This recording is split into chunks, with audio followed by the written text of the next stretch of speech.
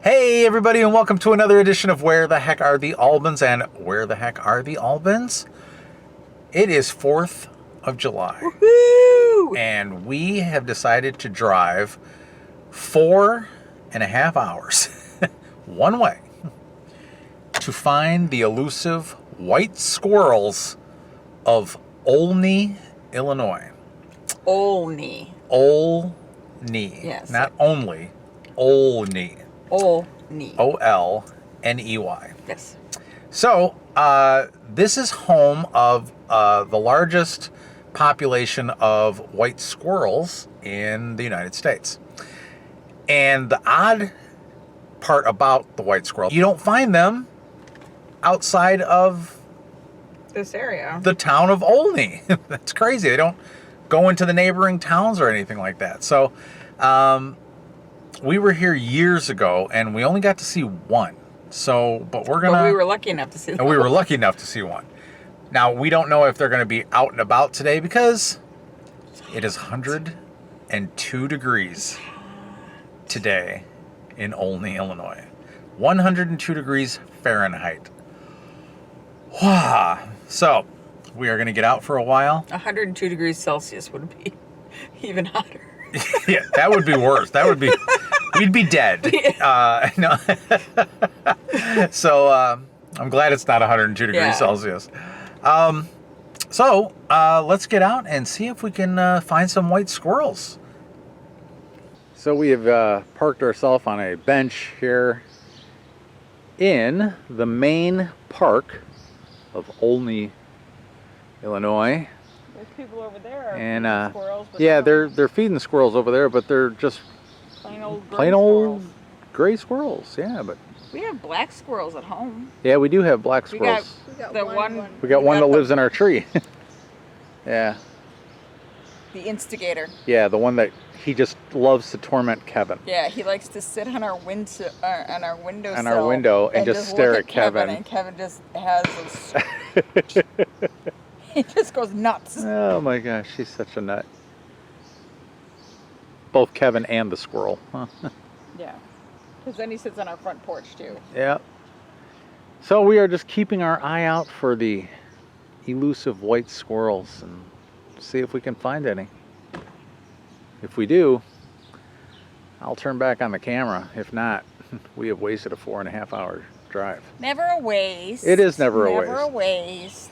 Yeah, because after this, we're going to go to the birthplace of Burl Ives. That's right. That can't be missed, right? We got to spend time with Vivian. That's right. To see some of this glorious country of ours. That's right. On its birthday. This beautiful, wonderful, colorful park. Yes, it's a very colorful park. This is actually a very nice park. And look at it, way down there. And it's kind of like a merry-go-round, too, over there. It's like, you know. Oh, there's one here, too. Yeah. Haven't seen those in a while. Okay. I took a little walk, and there's a mourning dove singing his song.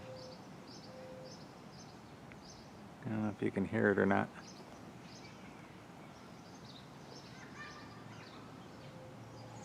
There he goes.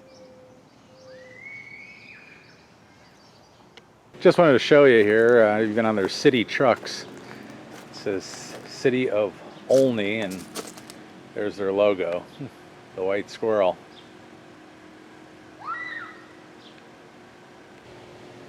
There's one right there. There, we found one. There he goes.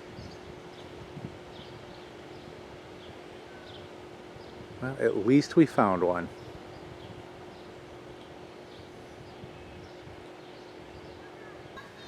Becky's gonna try to go over and get a closer shot. I'll show you her pictures. And I guess there's even maybe a couple over here.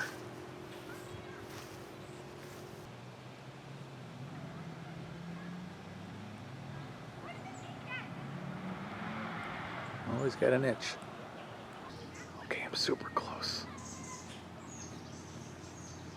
There he is.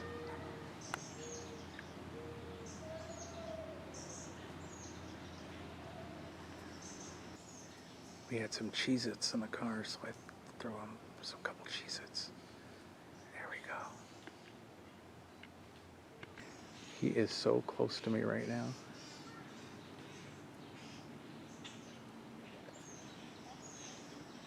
So he picked up the Cheez-It, but I don't know if he's super interested in it or not. Oh yeah, he's going back to it. There he goes.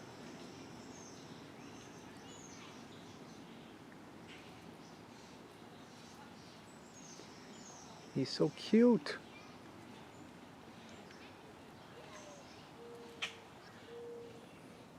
There's another one. We found two.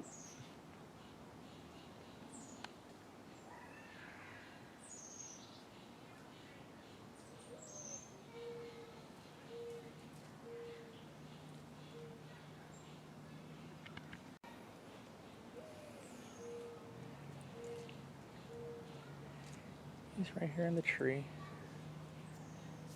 I don't know if I can find him in the viewfinder.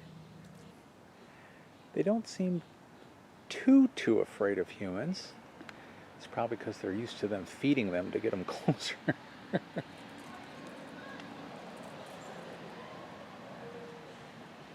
It's just a cute little one. He's small. I think there must have been a litter. Yeah, maybe. But he's, like I said, he's just kind of your basic gray squirrel. And oops, I lost him, but there he goes. But yeah, so. There's this one right here. He's not a white squirrel, but he does have a white belly. And he's posing. Look at him. He's a little chubblewub. Oh, did I offend? You did. Now he's laying down. Sorry. He's like, you can't look at my white belly no more. So, quick story. There's a rock right over here, and it says the history of the Olney. Now they call them the albino gray squirrels. There were two people who discovered the Olney albino gray squirrels at about the same time, but in different places. So William Yates Stroop caught albinos near his farmhouse 4 miles southeast of Olney, and then George W. looks like Ridgely captured his albinos on his farm 6 miles southeast of Sumner, Illinois in 1902. So they both brought their squirrels to Olney, and they were displayed in a window of Jasper Banks Saloon on Main Street. Later, they were brought into the woods near Douglas and Silver Street, and so populated the city of Olney. So those two squirrels, one must have been a male and one must have been a female, and they fell in love and made little squirrels. Or they mated with other squirrels, and the gene was... And the dominant gene... Well, I don't know if the albino is a domino. I don't know.